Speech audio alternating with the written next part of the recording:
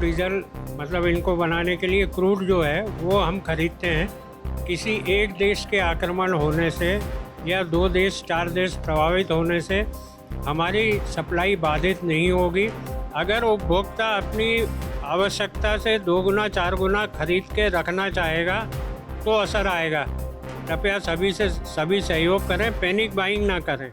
Israel, America और Iran के बीच चल रहे युद्ध के बीच में एलपीजी के दामों में वृद्धि कर दी गई है। कॉमर्शियल और घरेलू गैस के दामों में इजाफा कर दिया गया है। 60 रुपये से ज़्यादा तक की बढ़ोतरी की गई है और इसका असर जो है घरेलू गैस सिलेंडर पर देखने को भी मिल रहा है। और इसी पूरे मुद्दे को लेकर अब कांग्रेस सरकार पर हमलावर हो गई है। जमकर विरोध प्रदर्शन किया जा रहा है और सवाल भी उठाए जा रहे हैं। लेकिन इन सब के बीच में एक तस्वीर मध्य प्रदेश के नरसिंहपुर से निकल कर आई, जहां पर कुछ लोग ड्रम लेकर पेट्रोल पंप पर पहुंच गए और पेट्रोल और डीजल का स्टॉक करने लगे। तो सवाल इसी बात को लेकर है कि क्या पेट्रोल और डीजल की किल्लत होने वाली है? क्या युद्ध का असर पेट्रोल और डीजल के दामों पर पड़ सकता है? हालांकि तेल कंपनियां ये साफ कर चुकी हैं कि पेट्रोल और डीजल का भरपूर स्टॉक है। रूस से भी तेल खरीदने की तैयारी तेज हो गई है। लेकिन इन सब के बीच में लोगों के बीच आखिर ऐसी क्या भ्रम फैल गया, अफवाहें फैल गई कि लोग स्टॉक करना अभी से शुरू करते हुए नजर आ रहे हैं? तो क्या सच में पेट्रोल और डीजल के दाम बढ़ने वाले हैं? क्या सच में पेट्रोल और डीजल की किल्लत होने वाली है? इन तमाम मुद्दों पर बातचीत करने के लिए हमारे साथ Madhya Pradesh diesel dealer association के अध्यक्ष अजय सिंह जी हैं। हम उनसे समझने की कोशिश करेंगे। सर, कहा जा रहा था कि दाम नहीं बढ़ेंगे, लेकिन एलपीजी के दाम तो बढ़ा दिए गए। अब क्या पेट्रोल डीजल के दाम बढ़ेंगे? देखिए, एलपीजी जो है पूरा का पूरा आयातित होता है। पेट्रोल डीजल तो फिर भी हम अपनी क्षमता का, अब अपने उपभोग का 16% स्वयं उत्पादन करते हैं। एलपीजी का ट्रांसपोर्टेशन बहुत महंगा पड़ता है। वार के दिनों में दिक्कत क्या होती है कि जो शिपमेंट हैं उनका बीमा ख़त्म हो जाता है। मतलब कोई भी बीमा कंपनी उनका बीमा नहीं करती है, तो जो शिप के मालिक होते हैं वो किराया 2 गुना 3 गुना बढ़ा देते हैं। इसलिए ये दिक्कत आ रही है। बाकी पेट्रोल डीजल में जो आज पैनिक चल रहा है, जो लोगों में अफवाहें चल रही हैं, वो उन पे बिल्कुल ना आए।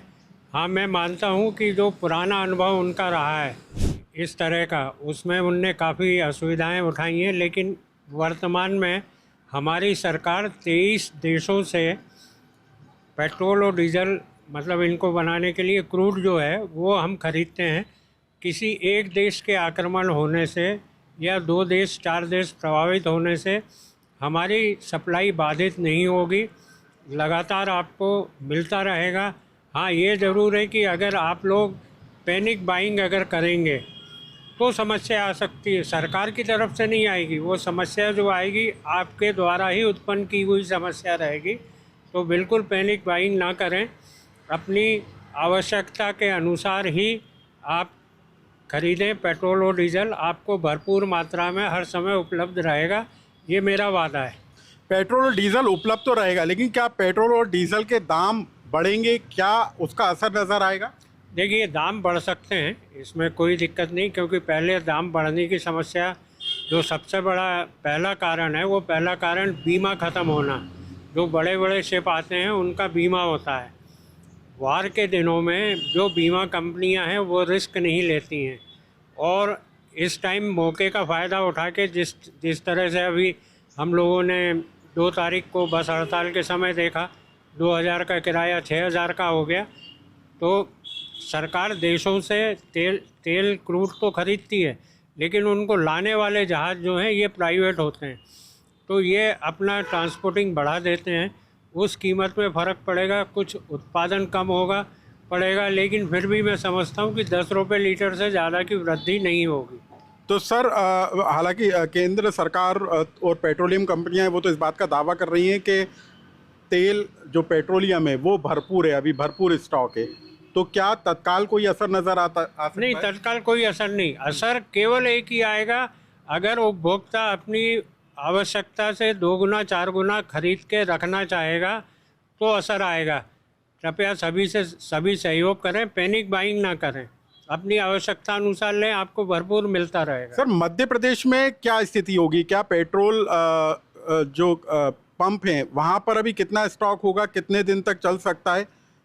यदि वाकई में इस तरह की परिस्थिति बनती है, हालांकि वो तो अब बनना अभी दिखाई नहीं दे रहा, लेकिन फिर भी कितने दिन का स्टॉक रखते हैं हम लोग?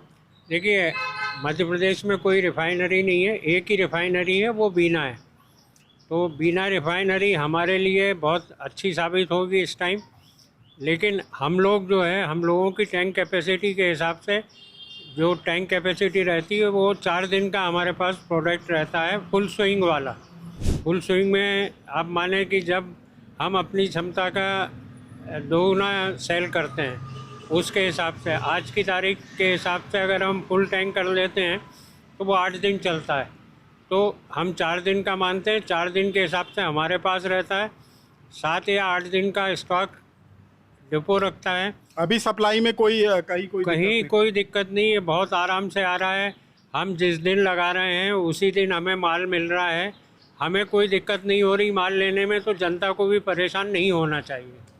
तो आप यदि पेट्रोल और डीजल के दामों और किल्लत को लेकर यदि किसी तरह की चिंता में, तो आपको चिंता करने की ज़रूरत नहीं है, क्योंकि भरपूर पेट्रोल और डीजल की उपलब्धता है और ऐसे में हो सकता है कि मामूली दरों में बढ़ोतरी हो।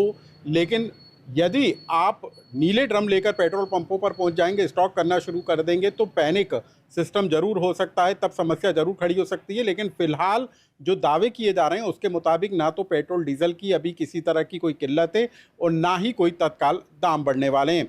लेकिन जिस तरीके का माहौल बना है उसके बाद ये संभावना ज़रूर जताई जा रही है कि मामूली सी वृद्धि ज़रूर हो सकती है, लेकिन वो कब होगी ये पेट्रोलियम कंपनियां तय करेंगी।